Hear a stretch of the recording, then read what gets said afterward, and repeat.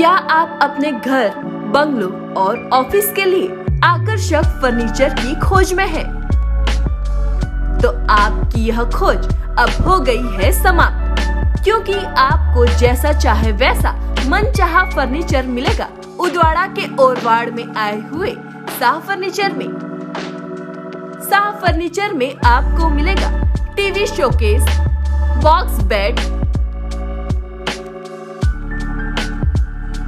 Half showcase,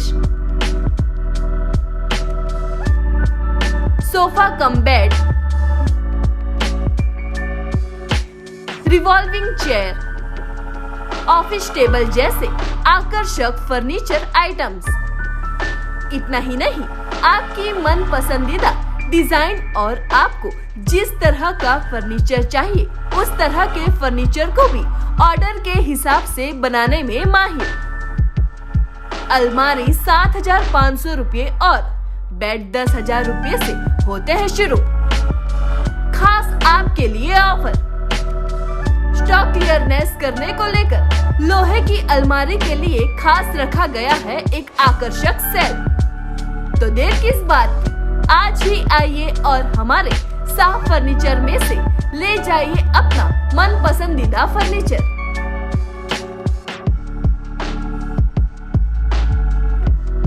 हमारा पता है शाह फर्नीचर, दुकान नंबर 17, बिजनेस पॉइंट, शिव दर्शन होटल के पास, चीकू कैरी मार्केट, ओरवाड़, उदवाड़ा, जिला वलसाड़। हमारा मोबाइल नंबर है 9875001598।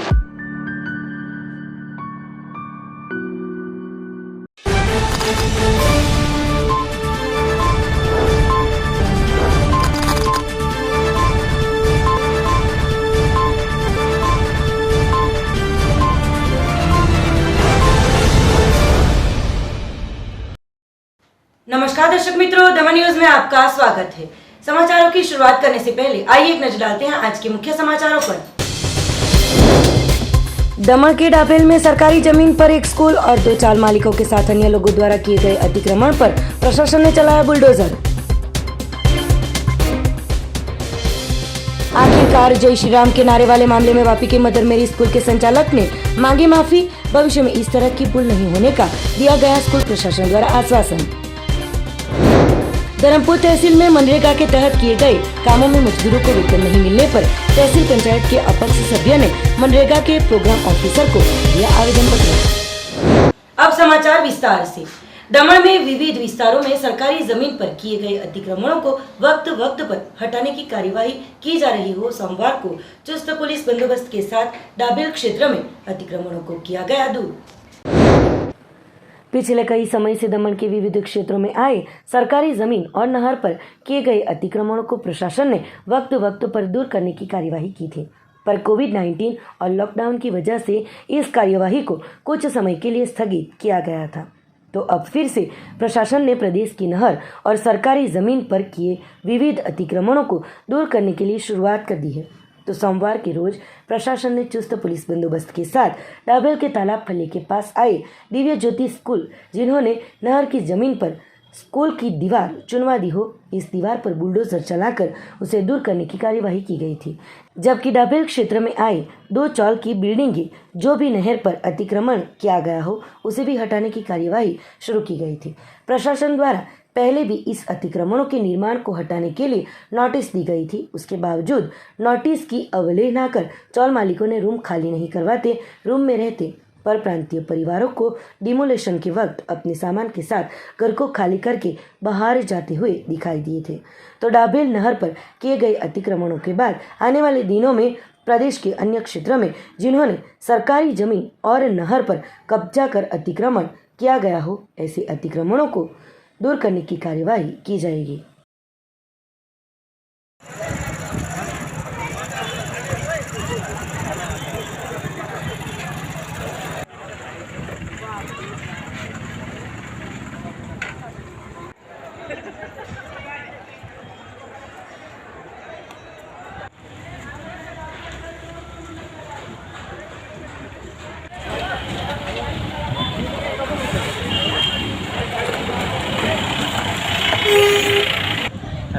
सर रूम खाली करना पड़ा।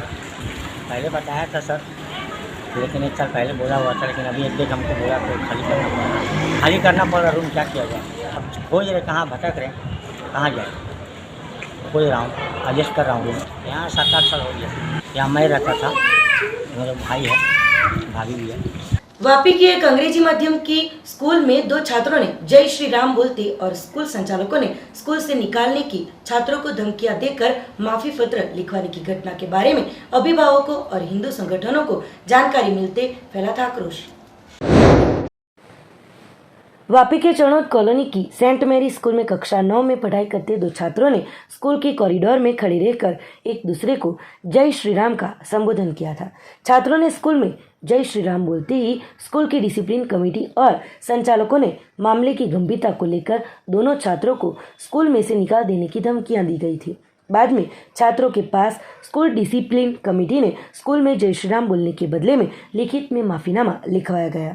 समग्र घटना की जानकारी छात्रों के अभिभावकों और हिंदू संगठनों को हुई थी, जिससे आक्रोश में आई अभिभावकों और हिंदू संगठन के कार्यकर्ता स्कूल में पहुंचे थे और स्कूल संचालकों के विरुद्ध आक्रोश व्यक्त किया था। गौरतलब है कि सेंट मैरी स्कूल पहले भी विवादों में आ चुकी है। मिशनरियों द्वारा चलाए जाने वाले इस स्कूल में छात्रों को जय श्री राम बोलने के बदले स्कूल संचालकों को अजीब फरमान किया गया था और छात्रों को स्कूल से निकाल देने की धमकियां भी दी थी, पर कहा था कि जय श्री राम बोलना हो तो यूपी में जाओ और माफी पत्र भी लिखवाया। घटना को लेकर शहर में चर्चा का केंद्र बनते लोगों में आक्रोश फैला हुआ दिखाई दिया था, जो कि स्कूल संचालकों ने समग्र मामले में मौन रहकर कैमरे के सामने बोलने के लिए तैयार नहीं हुए थे। तो दूसरी ओर त्योहारों के दिनों में छात्राओं ने अगर मेहंदी लगाई हो तो 25 रुपये पेनल्टी लगाकर छात्रों को परेशान भी किया जाता है। तो अब देखना रहेगा कि इस तालिबानी नियमों में कितना बदलाव आता है।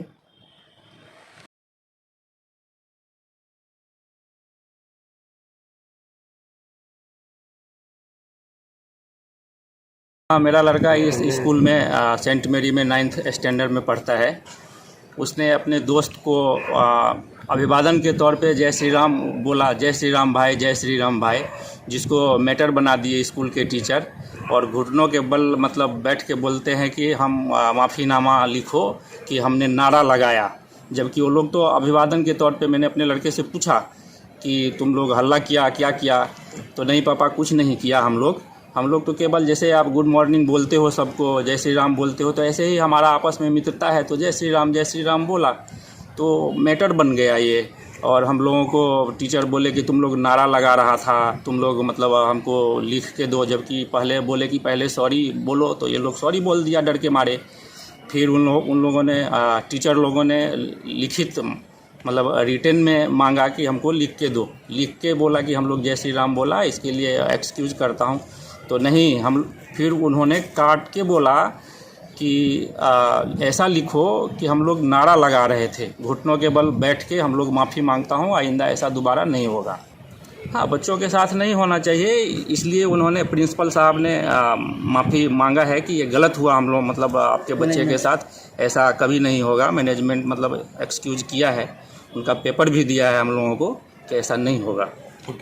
चौनौद कॉलोनी में सेंट मैरी स्कूल है। इस स्कूल में 9th स्टैंडर्ड के बच्चे लोग ने जय श्री राम बोला, खाली आपस में जय श्री राम बोलने की वजह से स्कूल प्रशासन ने उन लोग को घुटने के बल बिठाया और माफ़ीनामा लिखवाया। बोला कि स्कूल में ये सब नहीं चलेगा, इधर अगर तुम लोग को जय श्री राम बोलना है तो यूपी बिहार जाओ, यहाँ पे जय श्री राम नहीं चलेगा।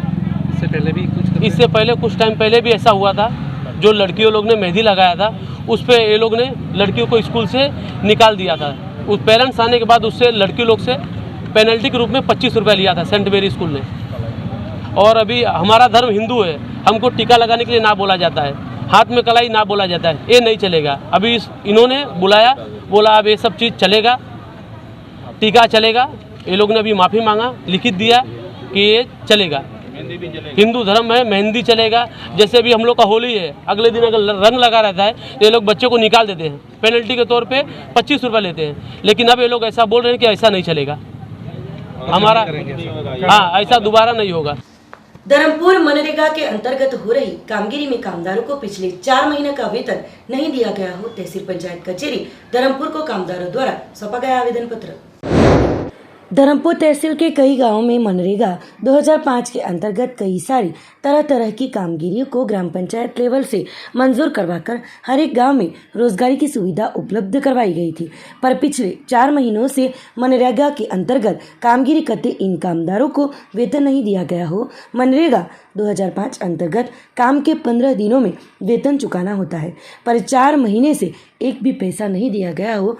आर्थिक परेशानी के सामने जजूम रहे और दिक्कतों का सामना करना पड़ रहा हो। कामदार फिलहाल तो काफ़ी परेशानी में है, तो फिलहाल तैयारियां भी त्यौहार को लेकर चल रही हो, त्यौहार भी पास में आ रहा हो। आदिवासियों की परेशानियों में और बढ़ोतरी हो रही है और आदिवासियों की परेशानियां परिस्थिति को समझा नहीं गया हो। मनरेगा 2005 के कानून का खुलेआम उल्लंघन हो रहा हो। मनरेगा के अंतर्गत हुई कामगिरी का वेतन चुकाया जाए, ऐसी मांग के साथ तहसील पंचायत कचेरी धर्मपुर में आवेदन पत्र सौंपा गया और अगर उनकी ये मांग पूर्ण नहीं की गई तो आने वाले दिनों में उग्र आंदोलन करने के लिए भी बताया गया है।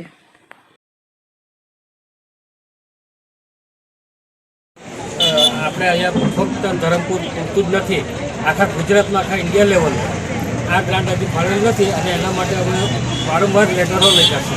એટલે આ લગભગ હવે આ અમે લાવ્યા છે એનો ફરી અમે લેટર લખીએ છીએ અને એની અસર થઈને લગભગ ટૂંક સમયમાં મળી જાય તો વહેલી તકે અમે ચૂકવવા માટે તત્પર છીએ।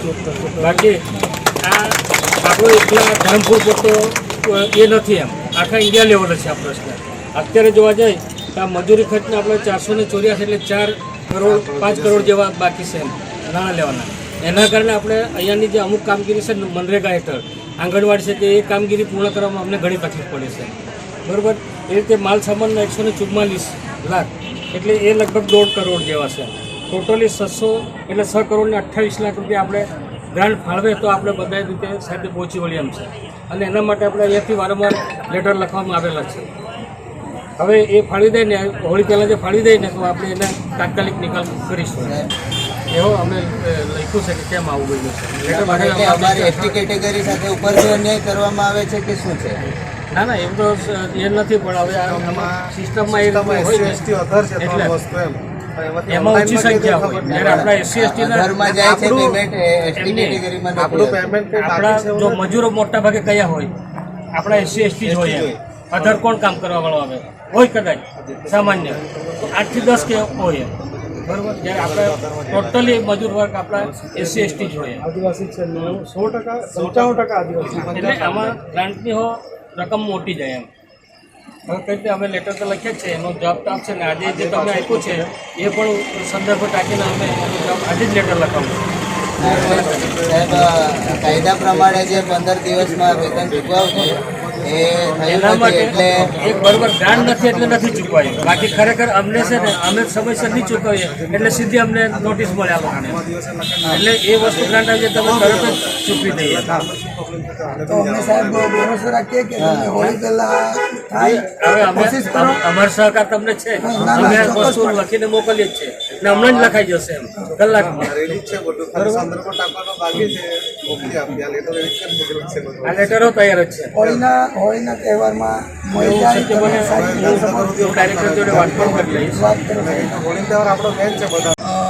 જે આપણે જે મનરેગા અર્જુનભાઈએ કીધું તેમ મનરેગાની કામગીરી ચાલુ અને નિયમ અનુસાર 15 દિવસની અંદર લોકોને વેતન મળવા જોઈએ, જે મજૂરોને વેતન મળવા જોઈએ તે વેતન છેલ્લા 4 મહિનાથી મળેલ નથી ને તે બાબતે અમે કલ્પેશભાઈ સાથે મળીને અર્જુનભાઈ સાથે મળીને આવેદનપત્ર આપવામાં આવ્યું અને ટીડીઓ સાહેબે ખાતરી આપી છે અને અમે આશા રાખીએ કે હોળી પહેલાં કરી આપે અને જો 15 દિવસની અંદર ના કરે તો આ બેરોજગાર ભત્તા તરફ કોર્ટની કાર્યવાહી કરીશું અને જો અમને આ સમાજ માટે જન આંદોલન કરવા પડશે તો આપણે રસ્તા પર સાથે ઉતરશું એવી આશા અને અપેક્ષા સાથે હું તમારી સાથે છું। જય आदिवासी। धर्मपुर तहसील पंचायत के अपक्ष सभ्य और अन्य लोगों को गृह मंत्री के कार्यक्रम में रजूआत करने जा रहे हो डिटेन किए जाने पर मामला गरमाया था। धर्मपुर तहसील पंचायत के अपक्ष सभ्यों और अन्य लोग गृह मंत्री के कार्यक्रम में रजूआत करने से पहले ही डिटेन करने के बाद में छोड़ दिया गया हो। पुलिस के साथ झगड़ने को लेकर पुलिस द्वारा मारने की बात कहते मामला गरमाया था, जो कि पुलिस थाने में ही बैठकर आदिवासी समाज के लोग और अपक्ष सभ्यों द्वारा नीचे बैठकर विरोध जताया गया था। पुलिस स्टेशन को गिरकर पुलिस के रवैये पर लोगों में रोष के साथ नाराजगी दिखाई दी थी। पुलिस द्वारा दुर्व्यवहार, लकड़ी लाने की बात कहकर मोबाइल ले लेने की बात कहते मामला गरमाया था। पुलिस और लोगों के बीच हाथापाई के दृश्य भी दिखाई दिए थे। बाद में बड़ी संख्या में आदिवासी समाज के लोगों ने पुलिस थाने को घेरे में लेकर, साथ ही आदिवासी समाज के नेताओं द्वारा पुलिस थाने में विरोध जताकर प्रदर्शन किया गया था। पुलिस द्वारा दुर्व्यवहार के आक्षेप के साथ आदिवासी नेता कल्पेश भाई पटेल सहित बड़ी संख्या में लोग इकट्ठा हुए थे, जो कि बाद में उच्च पुलिस अधिकारियों द्वारा मामले को शांत किया गया था। मानव जोड़े શું ના થઈ શકે એટલે કલ્પેશભાઈ એ બાબતમાં અહીં નારાજ છે અને બેસી ગયા છે, તો એમના જે કોઈ સમાજના આગેવાનો આવે છે અને એ આવે પછી એમની સામે જવાબદાર અધિકારી જે છે એ આવીને આદિવાસી સમાજની માફી માંગે તો આ વાત અહીંથી પૂર્ણ થાય એવી એક માંગણી છે। જય આદિવાસી। આજ રોજ અમિત શાહ આવવાના હોય એના અનુસંધાને અમને 4 વાગે ઘરથી ડિટેન કરવામાં આવ્યા। કંઈ વાંધો નહીં, અમે સાહેબ આવ્યા, પરમાર સાહેબ, એટલે અમે કીધું કે ઉપરથી આદેશ હશે તમને એટલે અમારે આવવું પડે, એટલે અમે આવીને બેઠા, સંપૂર્ણ સહકાર આપ્યો પોલીસ તંત્રને।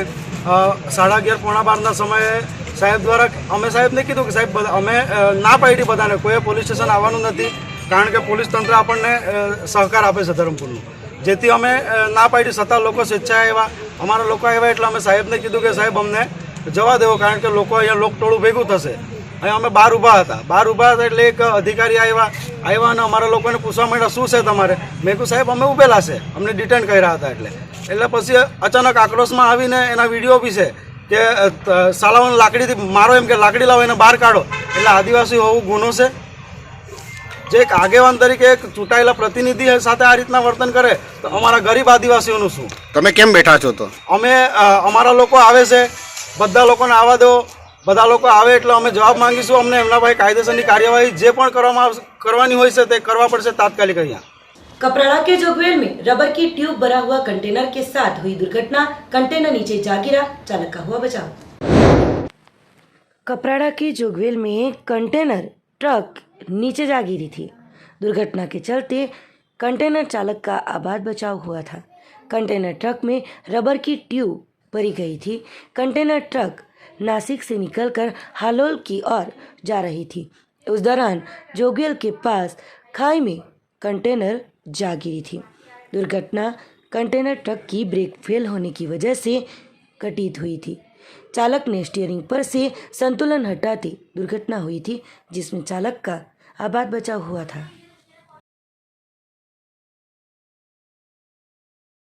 उमरगाम पुलिस थाने के एलआरडी जवान की दुर्घटना में मौत होते परिवार और जवानों में फैली शोक की काली मार। वलसाड़ जिले के उमरगाम पुलिस थाने के 2 एलआरडी जवान 11 मार्च के रोज बाइक पर सवार होकर जा रहे थे।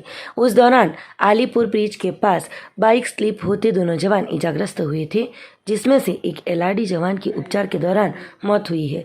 घटना के बारे में वलसाड़ जिला पुलिस के जवानों, एलआरडी और जीआरडी के जवानों को होते पुलिस जवानों में शौक की कालीमा छा गई।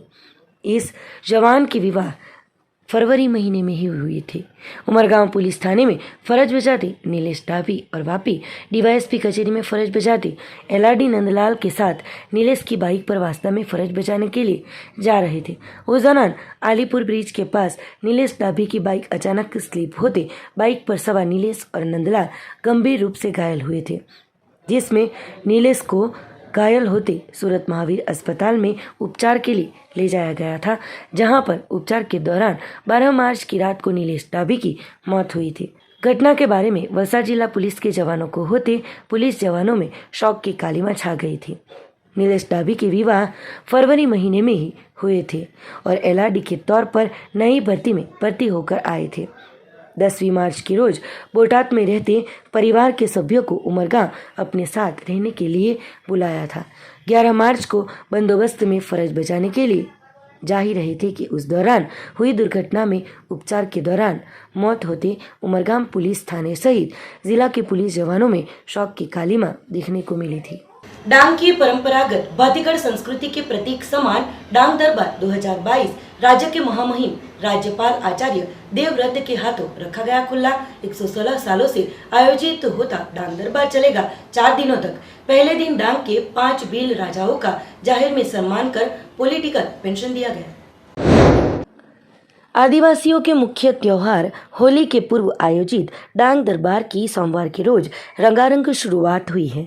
महामहिम राज्यपाल राज्य के मंत्री के हाथों दरबार को खुला रखा गया है। आहवा कलेक्टर कचेरी में सुबह 8:30 बजे प्रशासन द्वारा 5 राजाओं को डांग दरबार की शुभेच्छा देकर कलेक्टर द्वारा ढोल नगाड़ों के साथ हरी झंडी दिखाकर राजाओं को शाही सवारी के लिए प्रस्थान करवाया गया। राजाओं की शाही सवारी शोभा यात्रा के रूप में कलेक्टर कचेरी से निकलकर अलग अलग प्रदेशों में और आए हुए कलाकारों द्वारा सांस्कृतिक नृत्य के साथ स्थानिक आदिवासी डांगी नृत्य मंडलों द्वारा पेश कर लोगों को मनोरंजन पेश किया गया था। शोभा यात्रा आहवा नगर के मुख्य मार्ग पर से घूमकर रंग उपवन पर पहुंची थी, जहां पर राज्य के महामहिम राज्यपाल ने डांग के 5 राजाओं को साल पहनाकर जाहिर सम्मान किया था और राजकीय सालियाना के स्वरूप रकम भी दी गई। बदले में राजाओं ने भी अतिथि देवो भव कहकर राज्यपाल को साफा पहनाकर आदिवासी पहचान पत्र ऐसे धनुष बाण को देकर स्वागत और सम्मान भी किया गया। डांग दरबार में मंत्री नरेश भाई पटेल ने राजाओं को गौरवशाली इतिहास जो कहते हैं कि राजाओं के शौर्य की बात की थी, उन्होंने बताया। जबकि राज्यपाल ने डांग दरबार के इतिहास के साथ डांग जिले के समग्र देश में पहली बार प्राकृतिक जिले के तौर पर जाहिर करने के लिए लोगों को शुभकामनाएं दी। राज्यपाल ने ग्लोबल वार्मिंग की वजह से पशु पक्षियों और साथ ही फसलों को होने वाली नुकसानी के बारे में चिंता व्यक्त करते हुए डांग के किसानों को प्राकृतिक फसल करने के लिए और आरोग्यप्रद फसल उत्पन्न करने के लिए आभार भी व्यक्त किया। साथ ही स्वदेशी उत्पादकों को अपनाकर उसका इस्तेमाल करने के लिए लोगों को विनती भी की गई।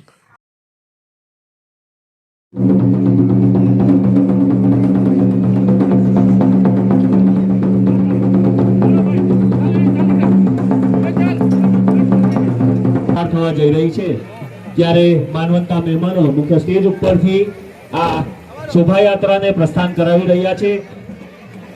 એટલા જ ઉષ્મા સભર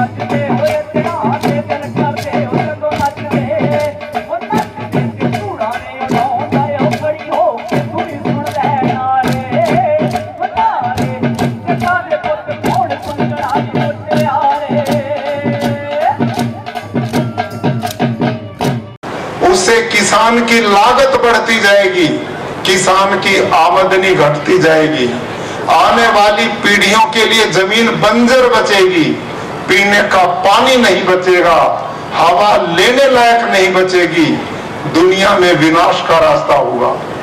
पक्षियों की प्रजातियां अनेक नष्ट हो चुकी हैं, धरती के मित्र जीव मर चुके हैं, हड़सिया को अब खेतों में देखा नहीं जाता। मैं बधाई देता हूं डांग के आदिवासी क्षेत्र के इन भाई और बंधुओं को कि जिन्होंने इस देश की इस अंधी दौड़ से हटकर अपनी खेती को बचाए रखा। आज भी आप ये जहर खेतों में इतना नहीं डालते जितना आजकल खेडूत डालते हैं। कोरोना महामारी पछी डांग जिल्लानी परंपरा એટલે કે ડાંગ દરબાર આજે આપણા ગુજરાતના મહામહિમ રાજ્યપાલ શ્રીના અધ્યક્ષસ્થાને યોજવામાં આવ્યો હતો। સાથે સાથે પ્રભારી મંત્રી તરીકે મારે પણ અહીંયા આવવાનું થયું છે।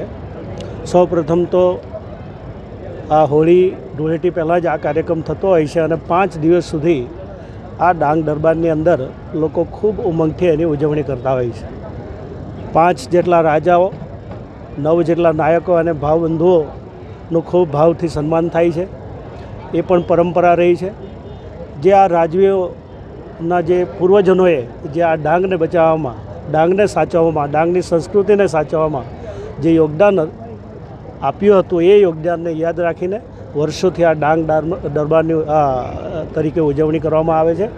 મને આનંદ છે અને આ ડાંગ દરબાર દ્વારા આપના માધ્યમ દ્વારા ડાંગની પ્રજાને ખૂબ ખૂબ શુભકામનાઓ અને ધૂળેટી અને હોળીની પણ સાથે સાથે शुभकामनाएं। वापी तहसील के वटार गांव के जरसिंह फलिये में आए कोटेश्वर महादेव मंदिर में श्री होमात्मक लघु रुद्र यज्ञ का किया गया था आयोजन। संघ प्रदेश दमन के सीमा क्षेत्र पर आए और गुजरात के सीमा क्षेत्र पर आए वटार गांव के जरसिंह फलिये में कोटेश्वर महादेव मंदिर में एकादशी के दिन सोमवार को श्री होमात्मक लघु युद्र के साथ शिव शक्ति पूजन का आयोजन किया गया था। मंदिर में माताजी की चौकी को भी बदला गया, जो परिया गांव के विख्यात भूदेव शैलेश भाई पंड्या द्वारा वैदिक मंत्रोच्चार के साथ यज्ञ किया गया। सभी गांव की सुख समृद्धि बनी रहे, परम कृपालु शिवजी का आशीर्वाद प्राप्त हो, ऐसे उद्देश्य के साथ इस यज्ञ का आयोजन किया गया था। बाद में महाप्रसाद का आयोजन भी भक्तों के लिए किया गया हो। बड़ी संख्या में भक्तों ने महाप्रसाद का लाभ लिया था और धन्यता का एहसास किया था। साथ ही श्री राम युवक मंडल द्वारा भी सेवाएं प्रदान की गई थी। मंडल द्वारा कई सारी सेवाएं सामाजिक और धार्मिक प्रसंग पर भी प्रदान की जाती है। चंदन पड़ा है दुर्गन हो क्या जाए, अरे मूर्खना ने बाण नहीं ઊંઘેલા પતન છે। કોઈ કોઈનું નથી કે મરનારની ચિતા પર ચાહનાર કોઈ હોતો હોય છે દેહ દિયારે, આ બળતો હોય છે દેહ દિયારે, આગને કોઈ અડતું નથી। અરે આગ તો શું રામ લગી, ગામના ને અન્ય સગા છે સ્મશાન સુધીના, બાકી કોઈ કોઈનું નથી। શંકરનો ડમરો બોલે, ડમરો બોલે છે, બોલે છે, રઘુપતિ રાઘવ ભગવાનનું જ્યારે કીર્તન આવશે કીધું કે રામને ભજતો કોડી બોલો, રામને ભજતો કોડી બોલો, જુએ હાથ અને ચામાં કંચન વર્ણી કાયા સુકામની, મુખમાં નથી રામનું નામ. બોલે છે રઘુપતિ રાઘવ રાજા રામ. તમે જુઓ કોટેશ્વર દાદાની કૃપા આપણા જૂનામાં જૂના એ કેટલા ભાગ્યશાળી, એમને જ જાગૃતિ આવે કે મારે ભગવાનનું કામ કરવું છે. તારી હરમ લાગવી જોઈએ, આપણને વધાવી લેવાનું એમને તો.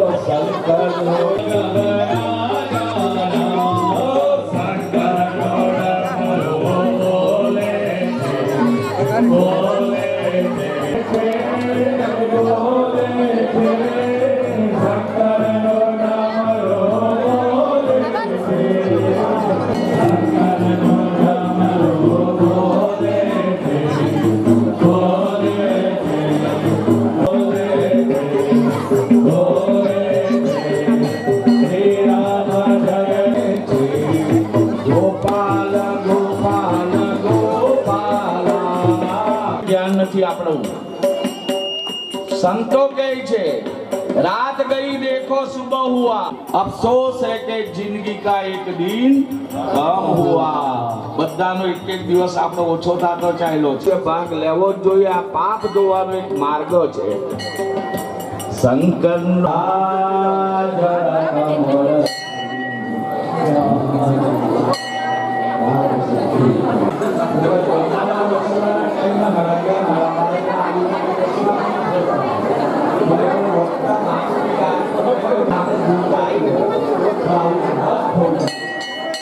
ओम बृहस्पते स्वाहा, ओम बृहस्पते स्वाहा, ओम बृहस्पते स्वाहा, ओम बृहस्पते स्वाहा. यविवच्छत्रम्बयः सोमं प्रजापतिः हृदेन सत्यमिन्द्रियभिपानको शुक्रमन्दचमिन्द्र. ओम शुक्राय स्वाहा, ओम शुक्राय स्वाहा, ओम शुक्राय.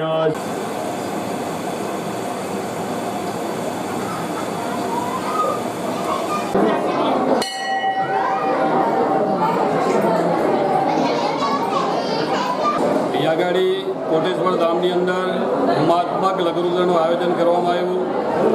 એમના કર્મચારી છે શ્રીમાન શૈલેષભાઈ પંડ્યા, એ રહી છે પરિયાની અંદર. આપણા મસ્તકની અંદર જેટલા બાલ છે એટલા યજ્ઞ કરાવી ચૂકેલા છે.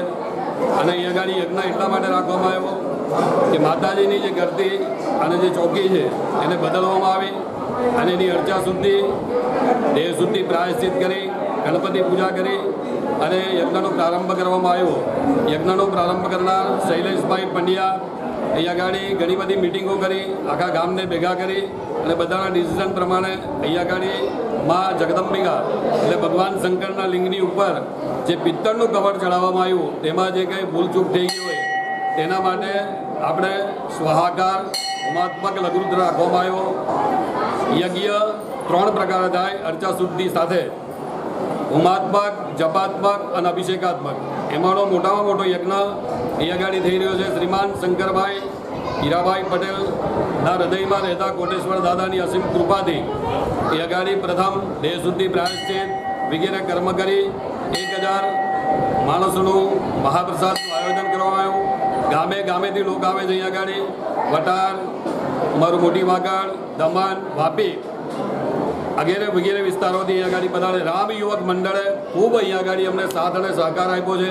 અહીંયા જે ભોજનનો લાવો આપણે બધા માણી રહ્યા છે એની પછાડીની મહેનત રામ યુવક મંડળની છે. અસ્તુ અસ્તુ અસ્તુ. એ શંકરભાઈ હીરાભાઈ પટેલ જે ડાબલ નિવાસી છે, એમના હૃદયની અંદર બેસતા મહાદેવ, એની પ્રેરણાથી અહીંયા આગળ હોમાત્મક લઘુરુદ્ર અને અર્ચા શુદ્ધિ રાખવામાં આવેલી છે.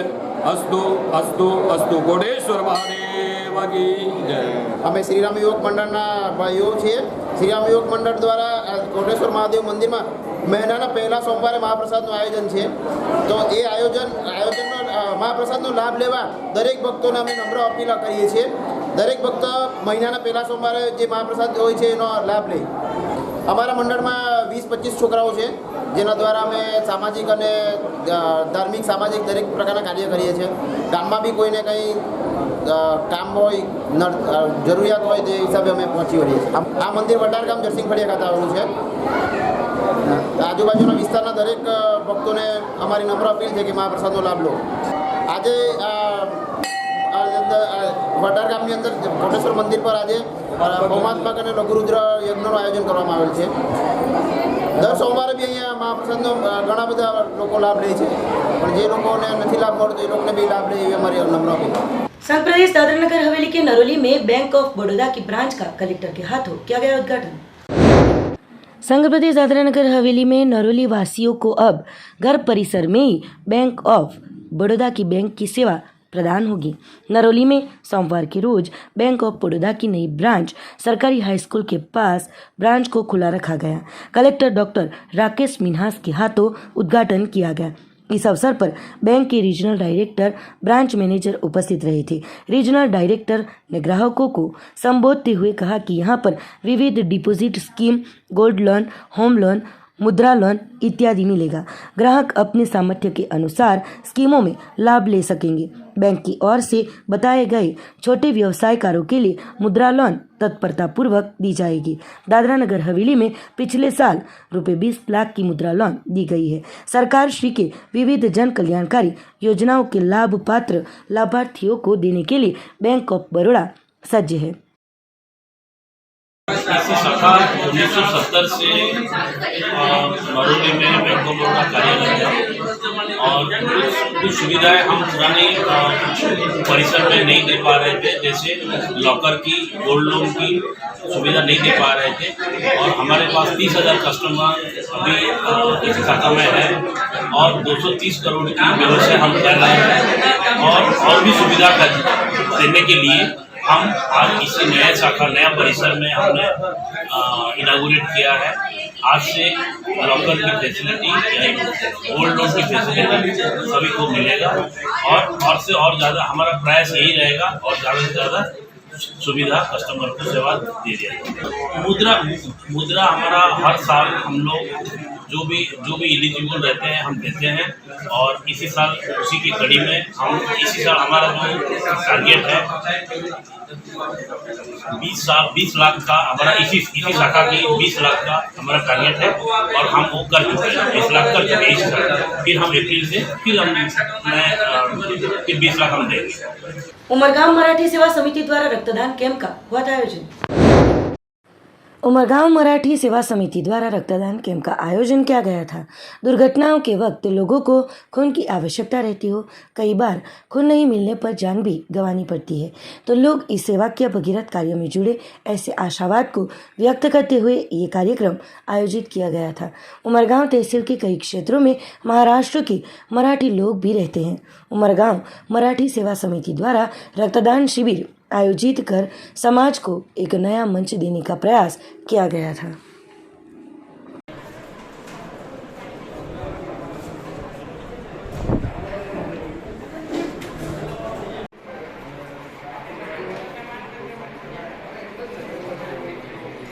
उंबरगाव सेवा समिती, मराठी सेवा समितीच्या द्वारे जो ब्लड डोनेशनचा जो कार्यक्रम आम्ही आज इकडं ठेवलेला आहे त्याला अतिउत्तम प्रतिसाद मिळत आहे आणि लोकांची जरूरत पूर्ण करण्यासाठी किंवा जे आज रक्ताची गरज पडत आहे लोकांना त्याच्यासाठी हा कार्यक्रम अतिउत्तम प्रकारे चाललेला आहे आणि असंच चालावं आणि असं लोकांनी ब्लड डोनेशन करून सर्वांना मदत करावी एवढीच आम्ही अपेक्षा करतो। मैंने मेरी लाइफ में आज पहली बार ब्लड डोनेट किया है और मैं खुद एक डॉक्टर हूँ, तो मुझे पता है कि खून की अहमियत क्या होती है लोगों के लिए। काफ़ी सारे लोगों की डेथ बस इसी वजह से हो जाती है क्योंकि उनको ब्लड सही टाइम पे नहीं मिलता। तो ये एक बहुत ही नेगेटिव एस्पेक्ट है अपने इंडिया में। तो आज मैंने पहली बार ब्लड डोनेट किया है और मुझे बहुत अच्छा लग रहा है और मैं सभी को यही सजेस्ट करूँगी कि कहीं पे भी आपको अगर चांस मिले ब्लड डोनेट करने का तो आप ज़रूर कीजिएगा। ये एक बहुत ही अच्छी चीज़ है और ये ज़रूरतमंद लोगों को हेल्प करेगा। So thank you. Umargaon Marathi Seva Samiti के माध्यम से एक ब्लड डोनेशन का कार्यक्रम रखा गया है, हम लोगों ने किया है यहाँ पे और उसको अच्छा खासा प्रतिसाद भी मिला हुआ है लोगों का। साथ में अच्छे यहाँ के उद्योगपति लोगों ने भी हमें सपोर्ट किया हुआ है। प्लस ब्लड डोनेशन का रखने का कार्यक्रम इसलिए रखा हमने ताकि लोगों को बहुत जगह पे ब्लड का काफ़ी प्रॉब्लम होता है। तो हमारी समिति के माध्यम से हमने ट्राई किया कि लोगों तक वहाँ तक कि किसी को कोई प्रॉब्लम ना आवे, उसी माध्यम से ये कार्यक्रम रखा गया है और उसको अच्छा प्रतिशत मिला है। हम सभी लोगों का धन्यवाद भी चाहेंगे जिन्होंने हमको यहाँ पे सहयोग और प्रतिशत सपोर्ट किया है।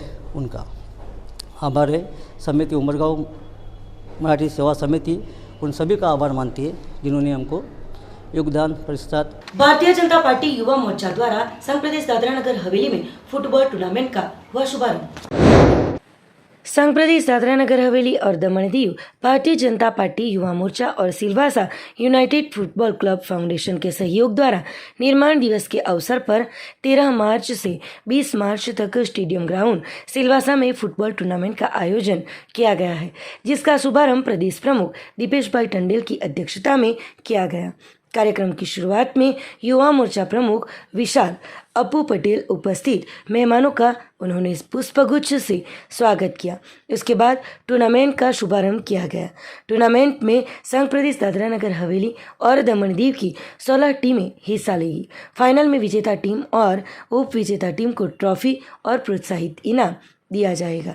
तो इस अवसर पर भाजपा प्रदेश प्रमुख दीपेश टंडेल, पालिका प्रमुख राकेश सिंह चौहान, अजय भाई देसाई, मनीष देसाई, युवा मोर्चा प्रमुख विशाल भाई पटेल और उनकी टीम सहित खिलाड़ी उपस्थित रहे थे।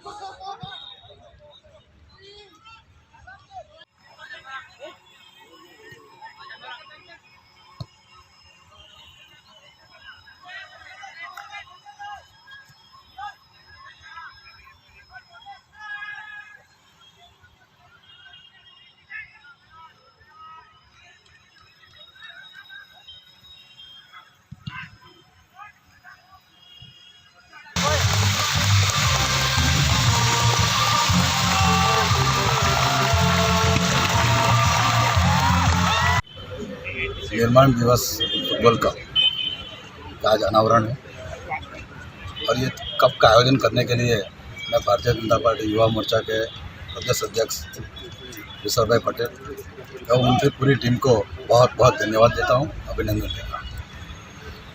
युवाओं को एकत्रित करना, युवाओं को साथ में लाना और पूरे प्रदेश के सभी युवा को साथ में लाना, ये एक बहुत ही बड़ी घटना है और विशाल भाई ने युवा मोर्चा के नेतृत्व में किया है, इसलिए पुनः एक बार उनको बहुत बहुत अभिनंदन। आप सभी लोग जानते हो कि आज पूरे देश में युवाओं की आकांक्षा बढ़ी है, युवाओं की अपेक्षा बढ़ी है, क्योंकि इस देश को सुरक्षित रखने के लिए, समृद्ध करने के लिए युवाओं की ज़रूरत है। और युवा जब साथ आएंगे, एकत्रित आके खेलेंगे, एकत्रित आके सोचेंगे और एकत्रित होकर कार्य करेंगे तो देश अपने समृद्धियों पर आगे बढ़ेगा। इसलिए पुनः मैं एक बार ये कार्यक्रम आयोजन करने के लिए और भारतीय जनता पार्टी के सभी चुने हुए जनप्रतिनिधि, हमारे नगर पालिका के अध्यक्ष, पार्टी के जिला के अध्यक्ष अजय भाई, राकेश भाई, मनीष भाई, सभी काउंसिलर उपस्थित रहे। तो एक तरीके से ये खेल का कार्यक्रम पार्टी को भी बहुत ही अच्छे साथ में मिलकर काम करने का एक नया संदेश दे रहा है और पार्टी पुनः एक बार ऊर्जावान होकर कार्य करेगी और इस प्रदेश में खेल को अंतर्राष्ट्रीय स्तर पर कैसे ले जाए उसके पूरे प्रयास करें। भारतीय जनता पार्टी राष्ट्रीय स्तर पर खेलो इंडिया का आयोजन करती है और हमारा शासन प्रशासन भी खेलो इंडिया का आयोजन करता है और खेलो इंडिया का आयोजन के तहत ही सिलवास में भी अभी एक GPL का आयोजन हो गया। दमन में भी एक DPL का आयोजन अभी चल रहा है। पेंचक सिलकेट का भी आयोजन हो चुका है, यानी करीबन 5 से 6 खेल का आयोजन हो चुका है। और अभी जो ये अंतिम छोर का आयोजन है ये फुटबॉल का है। यानी भारतीय जनता पार्टी युवा मोर्चा और भारतीय जनता पार्टी सभी कार्यकर्ता मिलकर खेल को और युवा को आगे बढ़ाने के लिए, युवा की ऊर्जा और पूरे प्रदेश में युवाओं को एकत्रित करके कार्य हो सके, इसलिए बार बार आयोजन खेलो इंडिया के माध्यम से। ये जो टूर्नामेंट है इसमें दीव से हमारी एक टीम आई है, दमन से 2 है और सिलवास से 9 है। मतलब दादरा नगर हवेली की कुल मिला के 9 टीम है। तो इस तरह से ये आयोजन किया गया है। हमने देखा है कि ज़्यादातर यहाँ पे क्रिकेट टूर्नामेंटों का ही आयोजन होता है और हमारे जो देहाती एरिया है, जो हमारा अंदरूनी इलाके है, वहाँ पे फुटबॉल का काफ़ी क्रेज़ है। हमारे दमन में भी काफ़ी लोग फुटबॉल के खिलाड़ी काफ़ी अच्छे हैं, वहाँ पे भी है, दीव में भी है। तो भारतीय जनता पार्टी युवा मोर्चा ने सोचा कि क्यों न इनको एक प्लेटफॉर्म दिया जाए और इसको लेके आज यहाँ पे एक टूर्नामेंट का आयोजन हुआ है और वो टूर्नामेंट युवा मोर्चा कर रही है और हमें बहुत खुशी है कि हमारे युवा मोर्चा काफ़ी इस विषय को लेके, युवाओं को खेल को लेके काफ़ी सजग है और आने वाले दिनों में भी कई और नई टूर्नामेंट जो हमारे दादरा नगर हवेली, दमन एवं दीव के लोगों के लिए की जाएगी। तो ये पहली बार हो रहा है फुटबॉल टूर्नामेंट सिलवासा के स्टेडियम ग्राउंड में। तो लोगों से अपील है कि आप देखिए और इसमें जो खेलने आए हैं खिलाड़ियों का भी हौसला अफजाई के लिए भी आप आइए। यहाँ पे नाइट टूर्नामेंट है, काफ़ी अच्छा माहौल है, शाम का टाइम होता है। भारतीय जनता पार्टी युवा मोर्चा यही चाहता है कि हमारे जो टैलेंट है, खेलो इंडिया के तहत जो लोग टैलेंटेड लोग हैं वो गाँवों से निकल के, देहातों से निकल के शहर तक पहुँचे और ये शहर तक पहुँचेगा कैसे पहुँचेंगे, तो ये हमारा कार्य भारतीय जनता पार्टी का युवा मोर्चा कर रहा है। जो वहाँ से जो टैलेंट है, फुटबॉल हो गया है, क्रिकेट हो गई, फिर स्विमिंग के लिए काफ़ी अच्छा है वो है, तो उन सबको शहर तक लेके आएंगे और वो खिलाड़ियों को हमें आगे ले जाने की कोशिश करेंगे। मैं आप सबको बताना चाहता हूँ कि यहाँ पे क्रिकेट एक बहुत लोकप्रिय गेम है। काफ़ी लोग क्रिकेट खिलाते हैं और क्रिकेट भी लोकप्रिय है, लेकिन हमने सोचा कि निर्माण दिवस के अवसर पर जब हम दादरा नगर हवेली दमन दीव एक हुए तो हमारे युवा मोर्चा और भाजपा की टीम ने ये सोचा कि तीनों प्रदेश मिलकर हमको भाईचारा और एकता बढ़े, इस हिसाब से हमको एक टूर्नामेंट करना है। तो हमारे युवा मोर्चा की सभी टीम ने निर्माण दिवस फुटबॉल सीज़न 1 का आगाज़ किया है, जो आने वाले समय में इससे भी बेहतर स्तर पर खेली जाएगी। और मैं आपके माध्यम से बताना चाहता हूँ, ये जो टूर्नामेंट है मर्जर निर्माण दिवस कप सीज़न 1, इसके बाद हम आने वाले समय में लेदर बॉल क्रिकेट आएंगे या ग्रामीण में खो खो गेम है, उसको भी हम प्रमोट करने के लिए हमारी पार्टी ने हमें पूरी सहकार दे रहे हैं। तो हम आने वाले समय में कबड्डी, खो खो और वॉलीबॉल जैसे गेम भी खिलाने वाले हैं और Yuva Morcha season leather ball cricket को प्रमोट करने के लिए आने वाले बहुत ही कम समय में तीनों प्रदेश के जो सीज़न खेलते हैं वो प्लेयर को एक मंच पे लाने का सोच रहे हैं। जिस हिसाब से हमने फुटबॉल प्लेयर को एक मंच पे लाए तो और क्रिकेट को भी हम एक मंच पे लाने का सोच रहे हैं और वो भी जल्द से जल्द होगा। मुझे बताते हुए खुशी हुई कि यहाँ हम तीनों जिलों से टीम है, चारों जिलों से टीम है। दीव जिले से एक टीम है, दमन की 2 टीम है, अपने सिलवासा सिटी की 2 टीम है और खुशी की बात है कि खानवेल जिले से 9 टीम है। भीलदरी, कावचा, वेलुगाम जितने भी ग्रामीण क्षेत्र है उनको आज यहाँ खेलने का मौका मिल रहा है, वो लोग काफ़ी खुश है। और हमारे लिए खुशी की बात है कि इंडियन रिजर्व बटालियन की टीम जो यहाँ पे, उन्हें भी हमें इनविटेशन दिया था। और मैं आपके माध्यम से बताना चाहता हूँ कि ये टूर्नामेंट हम विदाउट एंट्री फी खिला रहे हैं, फुटबॉल प्रमोट के लिए खिला रहे हैं, प्रमोशन के लिए। उसमें हमारी पार्टी का राकेश भाई, दीपेश भाई, अजय भाई, मनीष भाई सभी का बहुत सहयोग रहा है। हमारे प्रशासन साहब का भी बहुत अच्छा सहयोग रहा है, तो हम उनको भी दिल से धन्यवाद करना चाहते हैं। समाचारों के अंत में आइए एक नजर डालते हैं आज के मुख्य समाचारों पर। दमन के डाबेल में सरकारी जमीन पर एक स्कूल और 2 चाल मालिकों के साथ अन्य लोगों द्वारा किए गए अतिक्रमण पर प्रशासन ने चलाया बुलडोजर। आखिरकार जय श्री राम के नारे वाले मामले में वापी के मदर मेरी स्कूल के संचालक ने मांगी माफी। भविष्य में इस तरह की भूल नहीं होने का दिया गया स्कूल प्रशासन द्वारा आश्वासन। धर्मपुर तहसील में मनरेगा के तहत किए गए कामों में मजदूरों को वेतन नहीं मिलने पर तहसील पंचायत के अपक्ष सभ्य ने मनरेगा के प्रोग्राम ऑफिसर को दिया आवेदन पत्र। तो ये थे अब तक के दमन न्यूज के समाचार। नए समाचार नई घटनाओं के साथ फिर मिलेंगे। नमस्कार।